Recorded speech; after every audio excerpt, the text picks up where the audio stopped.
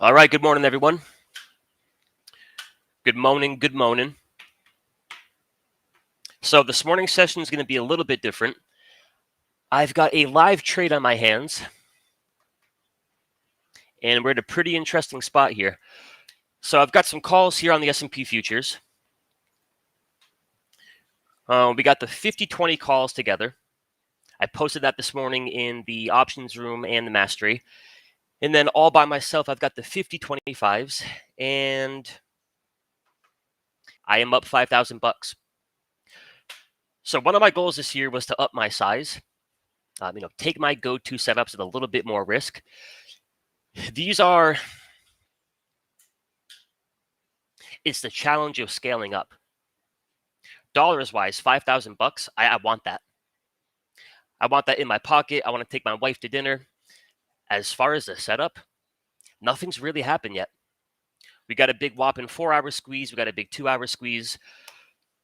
So yeah, that's one of the mental challenges of scaling up. You've got the setup itself, the target itself, and then you've got that dollar value. So the key, of course, is just watch the setup and ignore the dollar value, which I'm not doing too good of a job of this morning. But all right, so show of hands, who watched last night's video? Because so far, everything discussed is trying to come through here. All right, big 3 signals on the ES. We're green from head to toe.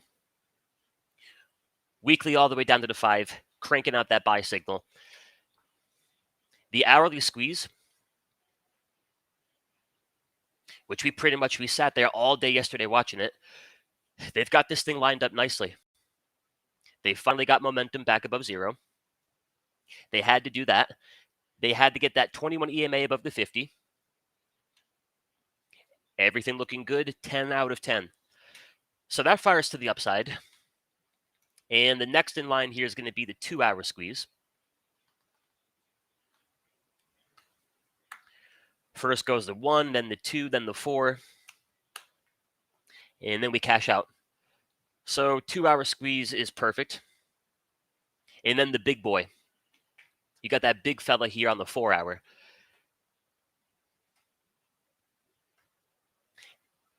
If this one can fire and take off the top, I think we're going to get SPX into 5,000. SPX 5,000 puts the futures around 50-20, 50-25-ish. Now, my goal is to not catch the exact move. Like, I don't got to be that guy that takes profits at 50-25 on the dot. If we take out the highs and we're pumping through 5,000, I'm going to cash out and I'm going to call it a day. But into today's session, that's the best thing I've got for you. All right, let's go check the Qs. And for what it's worth, if we do break out and pump, I think it's the last hoorah. One more party to the upside, and then we'll see what's up next week. All right, QQQ, or the NQ rather. Everything looking good on the big 3. Bunch of buy signals, no sell signals. We have a 4-hour, a 2-hour, and a 1-hour squeeze. Some squeeze action. All right, let's go check the 1.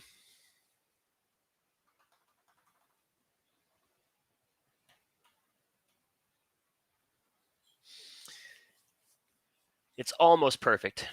If they can get that 21 back above that 50, that should go for it. And then the 4-hour. 4-hour squeeze is... it's a perfect setup.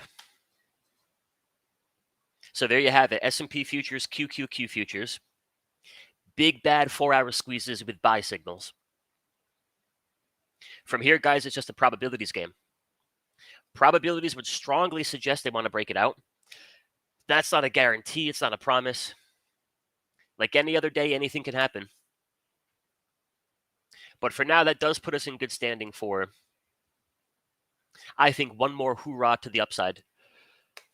So that's going to be my major focus today. And then on the swing trade side of things, to be completely honest, I'm a little bit I'm not in a big rush for a swing trade. Right, thinking in terms of risk reward, getting long or getting short, what has a better risk reward? I think initially you would think getting long. All right, strong market, buy signals, all the good stuff. When the S&Ps, the QQQ, Amazon, Meta, Nvidia, all of big tech, all of the semiconductors, the financials, when pretty much your entire market is at weekly 3 ATR, as far as meat on the bones, there's not too much left. And I'm not saying you want to go out there and get short. But if I get long today, I think, all right, I maybe got one more push. As far as a short, the S&Ps could pull back 2-3%. Everything still looks bullish.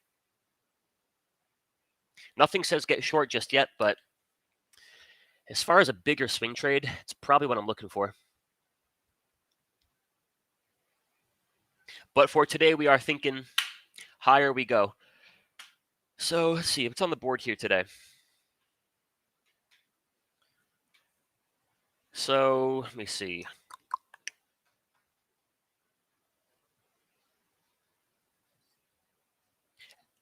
Apple 30-minute. Google 30-minute. Anything in Nvidia? Nah, no Nvidia squeezes. Meta's got a few. I'd imagine everything's going to gap up a little bit. Just a wee bit. So nothing really pops out here. You got a few lower time frame squeezes. The bigger issue for swing trading, nothing happening on your daily chart. All right, no fresh daily squeezes. Nothing on the 2-day. You get a 3-day squeeze in Apple. With a big 3 score on the daily chart of 0, I think we can do a little bit better. You got all those 10s. Yeah, I'm not really in a rush to buy Apple. Give me an 8, a 9, or a 10 before I take a 0. We have a weekly squeeze in Google, and that one's perfect. All right, beautiful, beautiful weekly squeeze. The problem is Google's gearing up for a fresh push, right, building up all that energy, going for a breakout, while the market itself is a little bit more cooked. From the Google weekly squeeze, you want to catch a push into your plus 3 ATR target. The fact the S&Ps are already there, the QQQ is already there, a lot of your tech stocks are already there. It's a little bit tricky where if, say, next week is the week, and things actually pull back, I don't think Google's going to buck the trend. The best time to take that Google trade, ideally something like back here. Not only is Google in a squeeze gearing up for a big push, the QQQ, the S&Ps, other tech stocks, they're all setting up in the same fashion. Then you get that good stuff. A good example would be Microsoft. QQQ has a weekly squeeze early November. And little old Microsoft, weekly squeeze at the same exact time. Pretty good combo. So I think Google we're going to save for a later date. And then we've got a monthly squeeze in Tesla, which I am not going to touch with a 10-foot pole. Not even an 11-foot pole. Ugly weekly chart.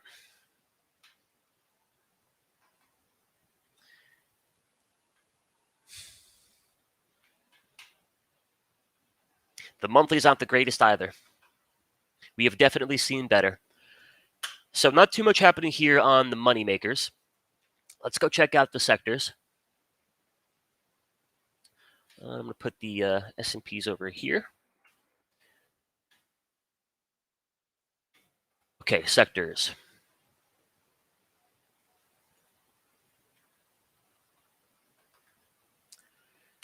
So the worst looking group by far, and it's not even close, utilities.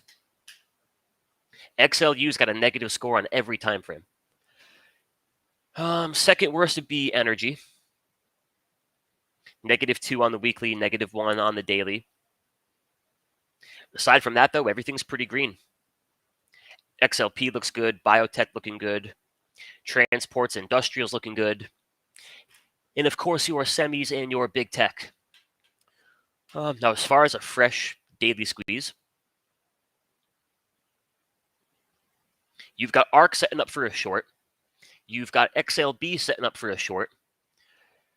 Real estate is neutral, XLY is neutral, and biotech's got a slingshot squeeze.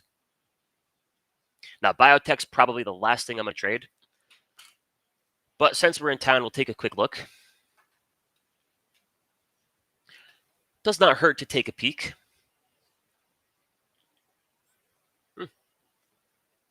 Not too shabby. Not too shabby.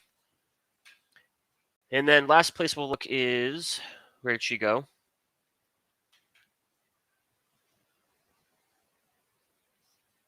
We'll look here. Kind of a bigger market-wide watch list. And daily squeeze-wise, the only daily squeeze in a buy signal is TJ Maxx. Now, my wife might want to trade that. I mean, man, at this point, my wife should be a board member. For what it's worth, it's perfect. Nothing but buy signals, 15-minute, 4-hour daily squeeze. Not too bad at all, TJ Maxx. But the bigger question is, if next week the unthinkable happens, lightning strikes, 5 asteroids plummet into planet Earth, and the market finally pulls back, is TJ Maxx going to buck the trend and break out into 100? Could happen, but I don't like that probabilities-wise. Probabilities-wise, the S&Ps and the Qs pull back. I think they're taking everybody with them. Everybody but the dollar. So daily squeeze is kind of lame. Check the weekly. And a few energy stocks. Valero, MPC, COP. I'm not going to trade energy as a general statement, but I think it's a good rule if you do want to get long energy. For the love of all things risk management, don't do that until XLE can actually close above the weekly 21.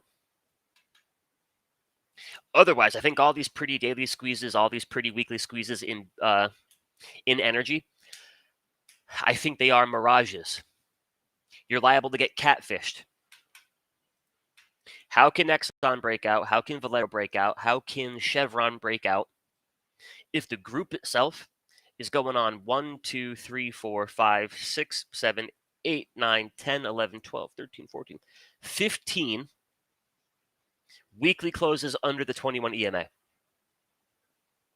That's the furthest thing from bullish. None of that supports Valero, ExxonMobil actually breaking out and trending higher. In a weekly squeeze with a negative big 3 score and a big 3 sell signal, I don't think you can do it. And by do it, I mean buy Valero, buy anything energy related until you get that clean breakout. That alone might not do the trick, but a good step in the right direction. So energy, somebody else can have for now. And then what about down yonder? Down yonder. Chevron, Berkshire, UMP, Boeing.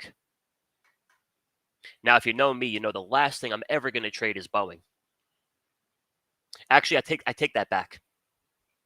I can short Boeing all the way into 0. All right, 4-hour. But again, to be honest, I don't think any of these matter. I don't think it's a Boeing thing, a Valero thing, an NVIDIA thing. All about the S&Ps and the QQQ.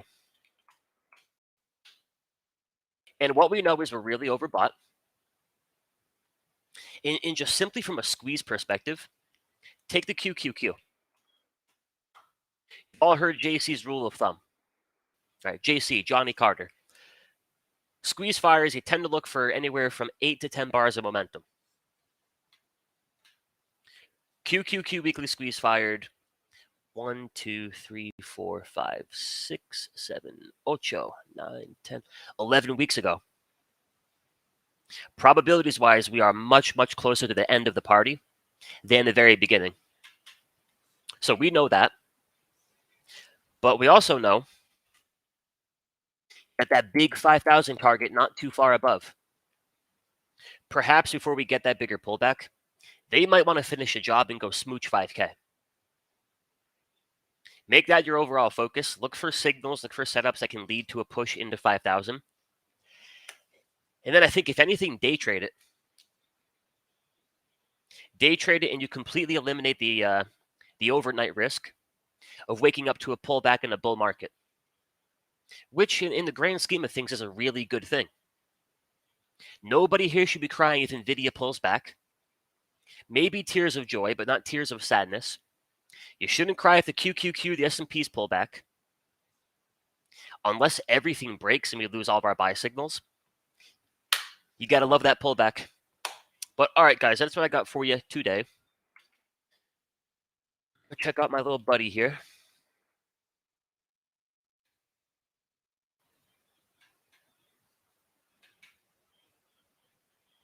Give me 15 more bucks, baby. I'm not going to ask you for too much, just 15 more bucks. Can you do that for me? I treat you so good. I take care of you. Can you give me 15 mo?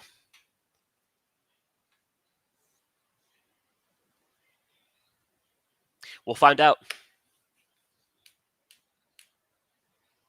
We will find out. But I'll be the first to admit that on any level, right, you're going from $100 of risk to 500, or 500 to 1,000, 1,000 to 500. I'll be the first to admit, as you size up, it can be a mental challenge.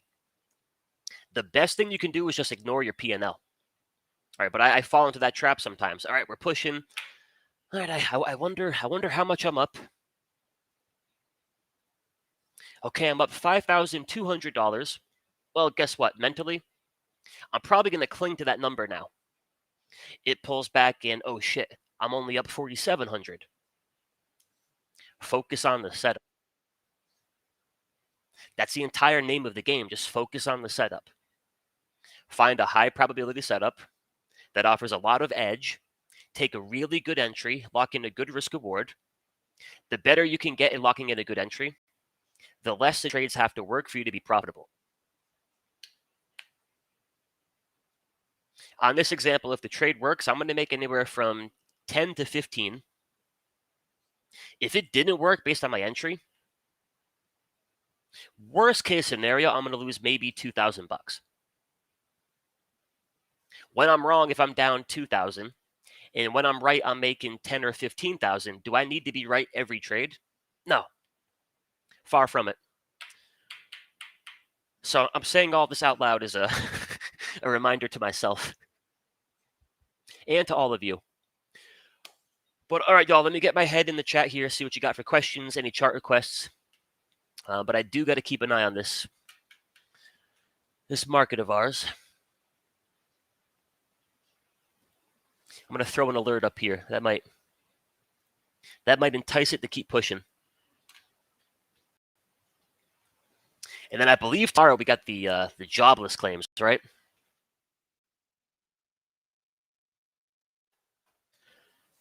So my personal preference is we get the push today and not have to worry about that tomorrow.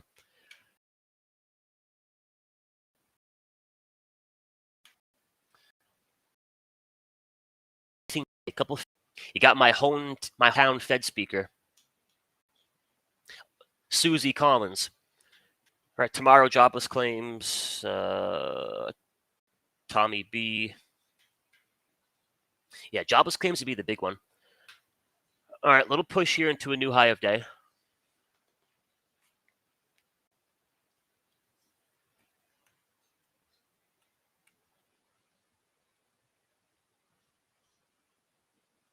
Bear with me here, y'all. Bear with me. All right.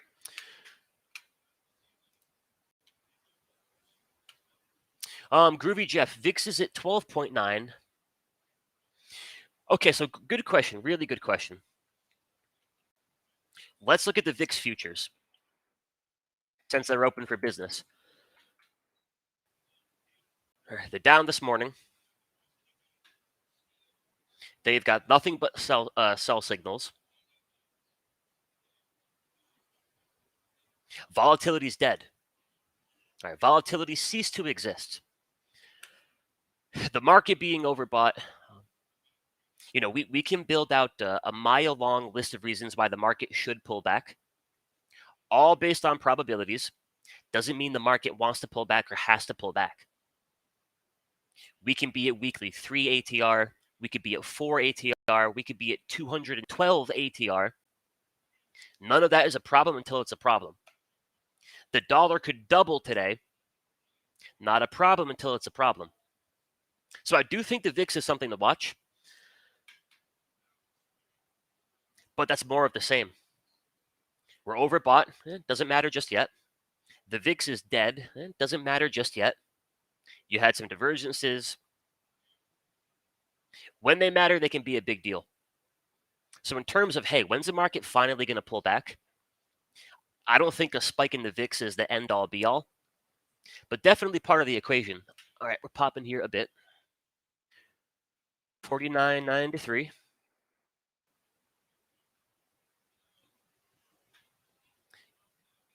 NQ looking solid.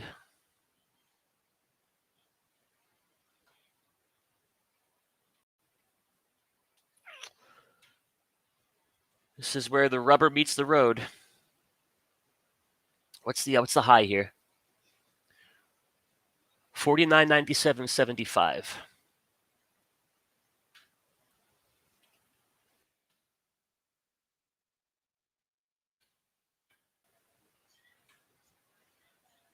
You know my biggest mistake? I didn't change that line to green. You big dummy. They can't break it out if the line's on green. Jeez.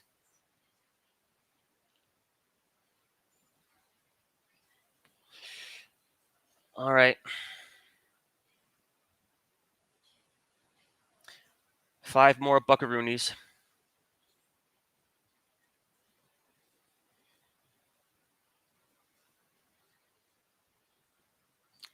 Do. Remember, 5,000 for SPX puts the futures at 50-20. 50-20.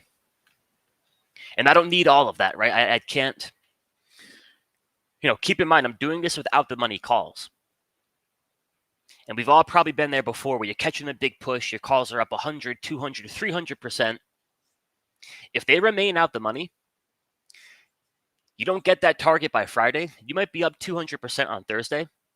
Friday morning, you might be at a big fat max loss. So to an extent, if you're 2-3 days away from expiration, they can be a little bit like playing with fire.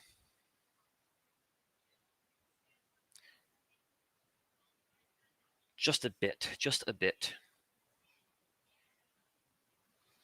All right, I'm going to try to keep going through the chat here.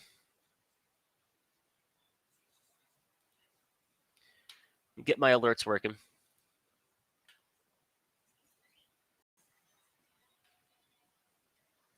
Let me crank up the volume.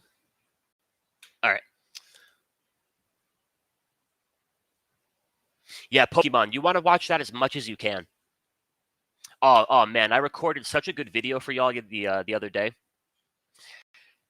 The SPX had a 5-minute squeeze. I recorded the 5-minute, the 2-minute, and the 1-minute. You could see the turn like clear as day. The trailing stop shifted positive. Big 3 went green. 1-minute squeeze fired, 2-minute squeeze fired. Next thing you know, 5-minute squeeze is taken off. But the file got corrupted somehow. Somehow got corrupted.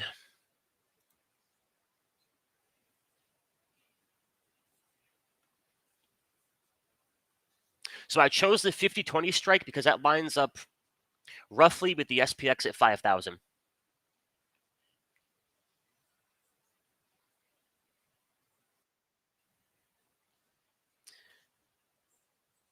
Big 5,000.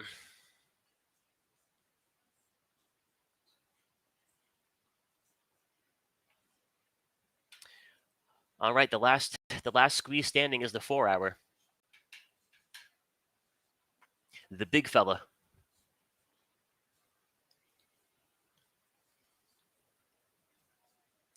Big 4-hour squeeze and one level to break.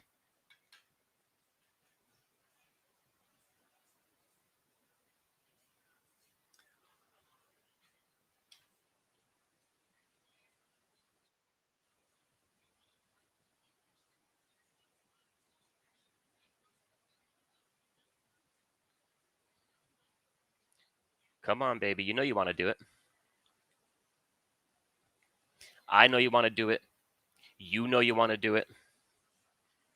Everybody here knows.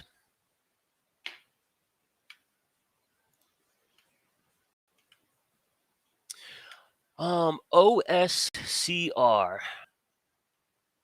Yeah, let me go find that. Let's take a peek.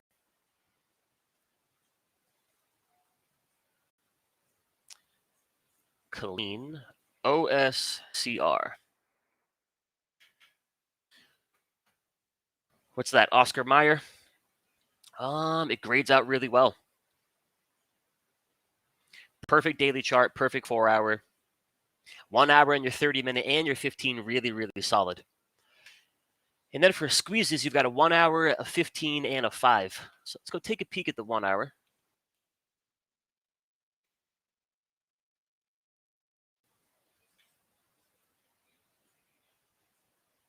It does look like they got earnings coming up, though.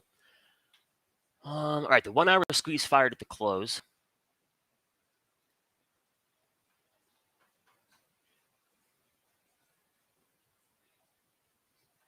I think this morning you want to watch that 5-minute squeeze for continuation higher.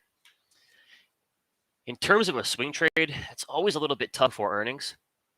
And earnings are tonight after the close. So you can day trade it, but me personally, I'd rather come back tomorrow and then revisit it for a swing trade post earnings.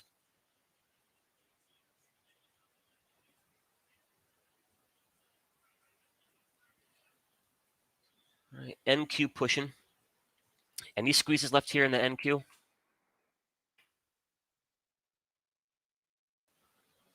Now the key in 18 minutes, when the cash market opens, this can't just crap out. And that does happen every now and then where the futures are just boom. All right, off goes the ES, off goes the NQ. 8:30 Central, the party is over. All of the cash market traders get no fun. Yeah, they got the NQs right at the high.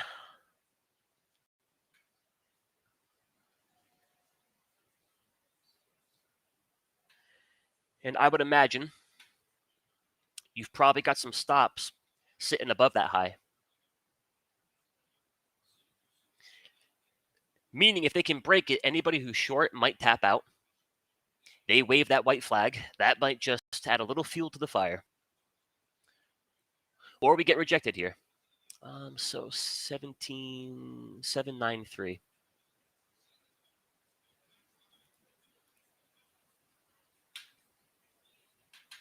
That is the level to break. And we got the 4-hour squeeze.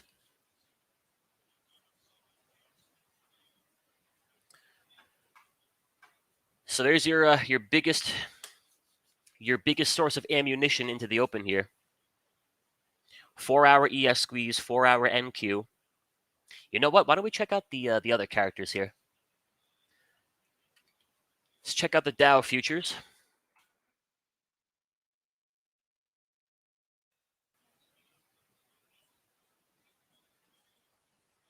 Also in a 4-hour squeeze and a 2-day and a 1 hour. So the Dow Jones is not to be outdone. What about the rut? What about the little guys? Yeah. there's always that one guy. Not as great. Definitely not as great. But for today, I don't think we need the small caps. If we can get the Qs, S&Ps, and the Dow on board, that might do the trick. The dollar here pre-market, and the dollar is down. Traditionally, not a bad thing. And then what else can we check here? A few pre-market quotes. NVIDIA. NVIDIA's flat.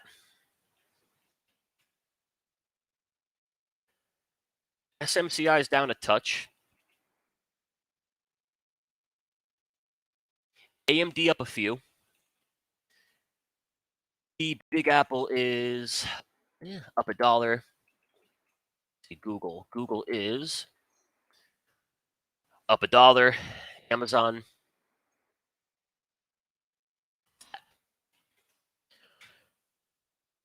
But as y'all know, we got a lot of daylight left. You've got a lot of Wednesday left.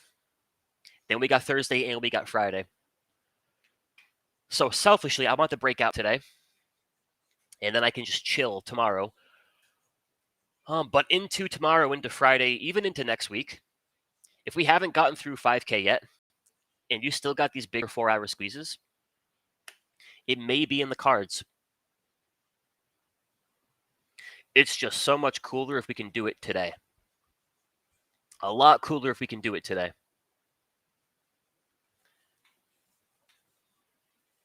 Let's see, maybe a 1-minute squeeze.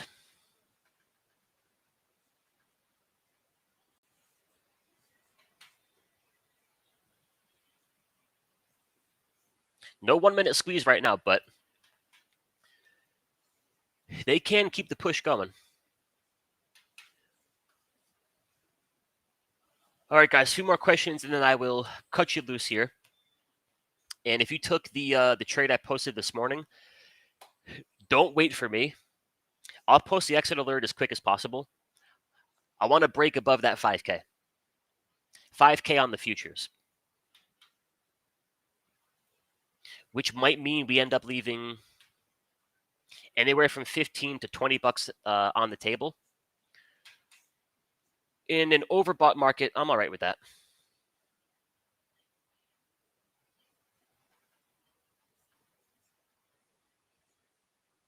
I shall not shed too many tears. My 4-hour squeeze target is 50-10. I would take 50-10.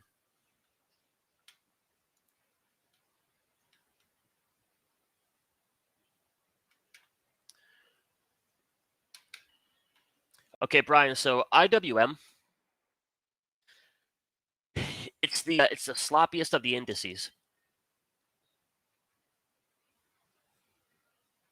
And for what it's worth, before we lose the QQQ, before the S&Ps break down, we tend to lose the small caps first. There is, on the monthly chart, they are working on that slingshot signal. If they can keep that, then at some point in the future, the monthly squeeze could get really interesting. What that can turn into, the monthly slingshot, we got the first one on the SPX back here in April. Blue arrow turns into a green arrow. Green arrow turns into a push into your upside target. Now, the key there would be that IWM's got a nice monthly squeeze. And then to go along with it, a good-looking weekly chart, a good-looking everything. They could have the best monthly chart we've ever seen. If the daily time frame is just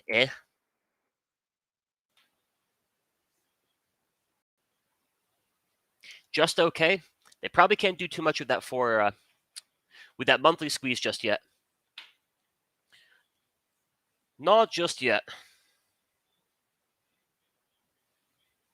All right, guys, we'll watch this for 2 more minutes, and then I'm going to depart, and we'll see what happens here today.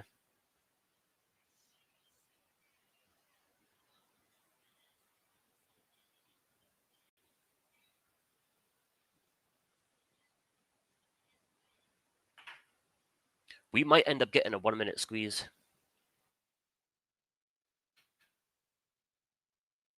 Right up under those highs.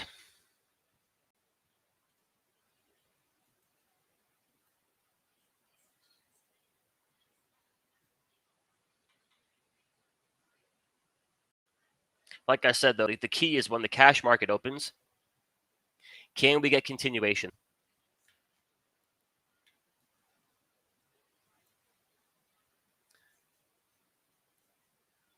Yeah, we might get a 1 minute squeeze.